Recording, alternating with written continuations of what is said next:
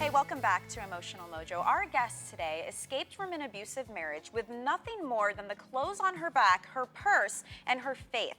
And she was inspired to help others and now provides shelter and resources for those in need. Her life story was so inspiring, even Hollywood came calling and made the movie Gimme Shelter. And we are so proud and honored to welcome the woman who started it all, Kathy Difiore, to our show. Kathy, welcome. Thank you. Thank you so much for having me as your guest. What an amazing, inspiring story you have. I mean, 1981, you decided to turn your own New Jersey home into a shelter for mothers and their babies. What inspired you to do this? Well, facing homelessness is something that you lose your dignity, and in losing your self-respect, you can't imagine what that feels like. And then being pregnant and a teenager, it struck me that I now had a home, and I had some empty bedrooms, and the Lord just put it on my heart they had to be filled. And I put an ad on a local paper, and I said, pregnant, need help, and the next thing I knew, the phone line was ringing, and really? I was running a shelter. So for those who don't know your story, you basically were inspired from your own life, you made it to this point, so now it's my turn to help others? Yes, yeah, it just, you know, when you have a hole in your heart, and then the good Lord fills it with joy and happiness, you want to share that with other people. That's the way I felt.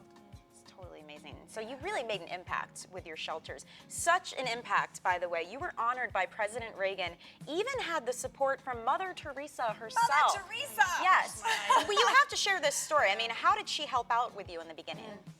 Well, I was fined $10,000 by the state of New Jersey. I didn't know I was breaking a law by taking these young women into my home. They had an antiquated law that said you could have only one unrelated person living with you. Oh. And then I got slapped with a $10,000 fine. And then in my morning prayers, after a long struggle, 15-month struggle, I lost my job again. It was terrible. I heard a voice inside my heart say, contact Mother Teresa. And I'd met someone that knew her, and within 4 phone calls, we had her on the phone. She was in Manhattan. Wow. And how in the world? It's like it was meant to happen. It was just a miracle, a modern miracle. And here you are meeting Reagan, too. There she is. Yeah, she said she would do anything to help us. And she spoke to the governor. She begged him. She wrote him a letter. And she begged him. She said, you have to sign this law. You have to. So they changed the rules. So you were waived of the fine, I'm assuming.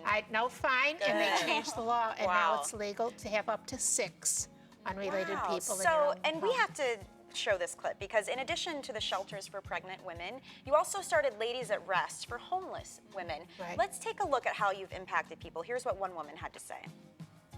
We didn't have no milk. We didn't have no milk today, and thank God he must have listened to my prayers because I pray all the time for him to help me, and he always there for me.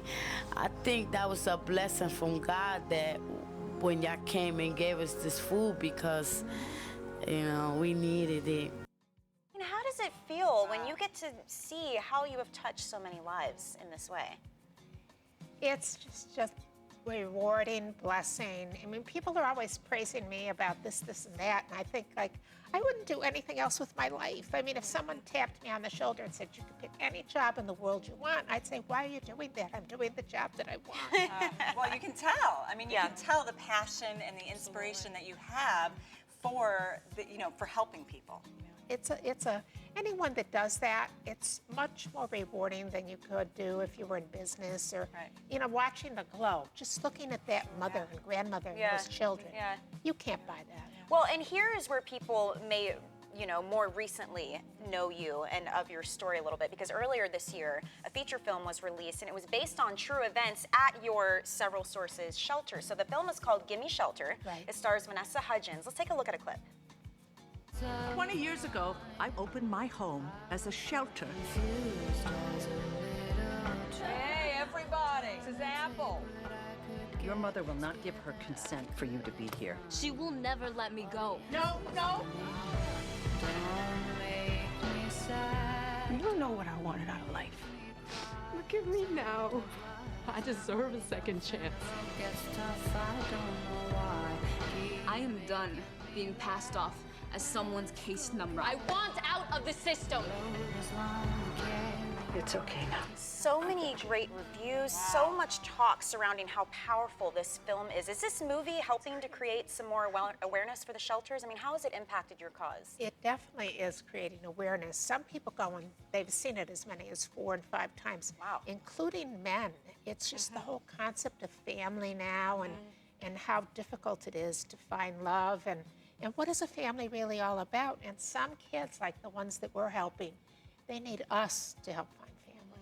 What did you think of the movie when you got to see it? I cry every time I see it. I'm going to cry right now just saying okay. it's clip because it's so true. I mean, even as I sit here, the hotline's ringing. Young ladies are there living in cars, living on the street, pregnant, living on a park bench, you know, and wondering where are they going to go, what are they going to do, how are they going to get help. In this country at this time, there's just this terrible crisis and homelessness, and particularly for pregnant teenagers because, you know, who can they get help from? Yeah. Yeah. I mean, you've got this book. We have it out on our table. It's called Gimme Love, Gimme Hope, Gimme Shelter. And in it, you're telling 9 different stories of the young mothers, much like in the movie we saw living at these shelters. I mean, what are you hoping you can do with this book? What do you want people to take away? Well, I'm hoping with the book and the movie, we've been given permission to use it as a fundraiser. Oh, great. You know, in different states to help new shelters become open, to inspire people to be able to say, I can do that. Yeah. I want to be a Kathy Difiore in my home state. Nice. We've had homeless women who are pregnant. We've had to fly them in from California, fly them in from So Florida. if people could do this all over, Yes. it would make it much easier. Well, you guys, the book is available online and in bookstores, and if you do want more information on the shelters, you can visit severalsources.net and get more information. And Kathy, we've got a viewer problem, if you don't mind sticking around and maybe chiming in on that. Okay. All right. The question at the center of today's problem solver, can girls really love the good guys? So Mark in California writes, I'm a 26-year-old man in my first real relationship. My girlfriend is everything guys dream about, gorgeous, smart, witty, successful, but I'm not sure I'm what she really wants. We got together almost 2 years ago after she had just broken up with her ex. She was on a mission to shun the bad boys and, quote, finally date the good guy. Well, that's me, and we're doing well until recently. I just feel being the nice guy isn't enough for her. She likes taking risks, being the opposition to popular opinions, even partying. It's fun for me to be with her, but that's not what comes natural to me, and I think she's getting frustrated. Can the good guy win this one, or will my heart be broken? I know, but there's something to be said about the nice guys. I think women are drawn to the bad boys sometimes. What do you guys think? Can he win in this situation? I think he can, but he needs a little confidence boost. You need to learn to love yourself. That's what we're talking about today. I mean, it sounds like he's just a little bit down on himself because he is the good guy. What do you guys think, Veronica? Well, I think a healthy relationship is never going to change who you are.